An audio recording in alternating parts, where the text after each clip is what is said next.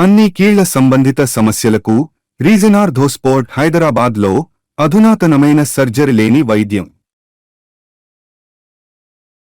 ఇక రాజకీయాలు చేయను, వ్యవసాయం చేసుకుంటా అంటూ వెళ్లిపోయిన విజయసాయిరెడ్డి మనసు మార్చుకున్నారా? రీఎంట్రీ ఇచ్చి పొలిటికల్ వ్యవసాయంలో పువ్వులు పండించాలని అనుకుంటున్నారా? ఆ మధ్య సడన్ గా జగన్ వైసీపీ మీద ఫైర్ అయిపోవడం వెనక ఫ్లవర్ పాలిటిక్స్ ఉన్నాయా? ఇంతకీ సాయిరెడ్డి ఏం చేయాలని అనుకుంటున్నారు? బ్యాక్గ్రౌండ్ మ్యూజిక్ ఏంటి? వైసీపీలో అధికారికంగా ఎలాంటి నెంబర్స్ లేకున్నా నెంబర్ 2 అని చెప్పుకునే విజయసాయిరెడ్డి ఆ పార్టీకి రాజీనామా చేసి వెళ్లిపోయారు. జగన్కు మంచి జరగాలని కోరుకుంటున్నారని, తాను మాత్రం ఇక వ్యవసాయం చేసుకుంటానంటూ కొత్త పలుకులు పలికారు. ఓహో అలాగా అని అంతా అనుకుంటున్న టైంలోనే కాకినాడ పోర్టు కేసు విచారణకు అటెండ్ అయిన సాయిరెడ్డి ముందు చెప్పిన దానికి భిన్నంగా మాట్లాడారు. ప్రస్తుతానికి తాను ఏ పార్టీలోనూ లేను అంటూనే జగన్ సహా వైసీపీ కీలక నేతలందరినీ టార్గెట్ చేస్తూ తాను చేయాల్సిన ఆరోపణలు చేసేశారు. అది విన్నవారంతా అరే సాయిరెడ్డేంటి జగన్ను అలా అన్నారేంటంటూ తమలో తామే ప్రశ్నించుకుంటున్నారట. అదే టైంలో ఎవరో మాట్లాడించి ఉంటారన్నది కూడా కొందరి డౌట్. ఆ ఎవరో ఎవరంటే కొందరి ఆన్సర్ కాస్త డిఫరెంట్గా వస్తోందట. విజయసాయి ఫైర్ వెనుక ఫ్లవర్ ఉండి ఉండొచ్చు అనే వారు సైతం పెరుగుతున్నారట. ఆయన వైసీపీతో పాటు ఎంపీ పదవి కూడా రాజీనామా చేయడంతో ఆ రాజ్యసభ సీటుకు ఎన్నిక అనివార్యమైంది. దీంతో ఆయన కమలం గూటికి చేరి ఆ పార్టీ తరపున తిరిగి ఇదే సీటు తీసుకుంటారా అన్న చర్చ జరుగుతోంది పొలిటికల్ సర్కిళ్లలో.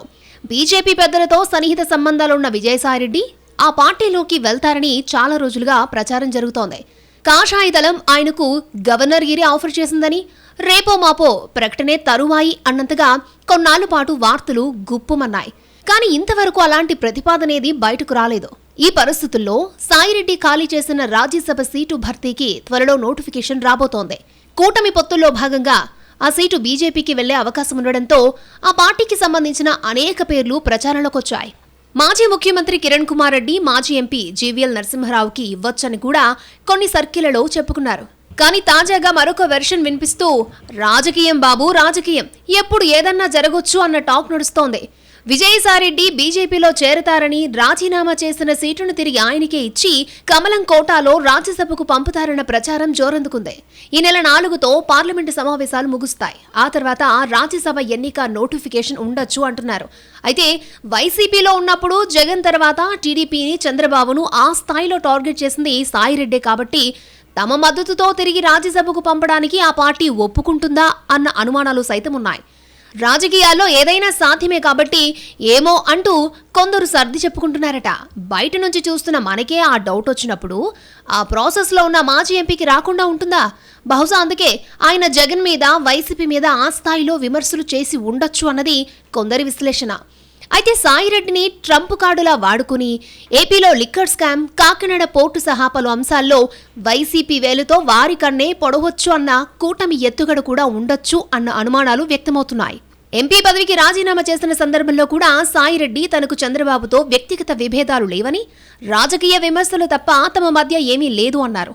పవన్ కళ్యాణ్ తనకు స్నేహితుడని చెప్పుకున్నారు. దీంతో ఆయన ముందు నుంచి ఫ్లవర్ పార్టీ వైపు వెళ్లే ఉద్దేశంతోనే ఇలాంటి వ్యాఖ్యలు చేసి ఉండొచ్చని అంచనా వేస్తున్నారు. మరోవైపు విజయసాయిరెడ్డి గనుక బీజేపీ తరపున పదవిస్తే వైసీపీ నుంచి వలసలు పెరిగి ఏపీలో ఆ పార్టీ బలపడే అవకాశం ఉందన్న విశ్లేషణలు సైతం ఉన్నాయి. మొదటి నుంచి ఉత్తరాంధ్రపై కన్నేసిన బీజేపీ అక్కడ తమ పార్టీ బలోపేతానికి చాలా లెక్కలేసింది. కానీ వర్కౌట్ అవ్వకపోవడంతో అక్కడి రాజకీయాలపై పట్టున్న సాయిరెడ్డిని రంగంలోకి దించాలని భావిస్తూ ఉండొచ్చు అన్న మాటలు కూడా వినిపిస్తున్నాయి. సాయిరెడ్డి బీజేపీలో చేరడం ఇక లాంఛనమే అన్న అంచనాలు పెరుగుతున్న టైంలో ఆయన వైపు నుంచి మాత్రం ఎలాంటి రియాక్షన్ రావడం లేదు. కానీ ఉరుములేని పిడుగులా ఏదో ఒక రోజు ఈ వార్త బయటకొస్తుందని మాత్రం అనుకుంటున్నారు పరిశీలకులు.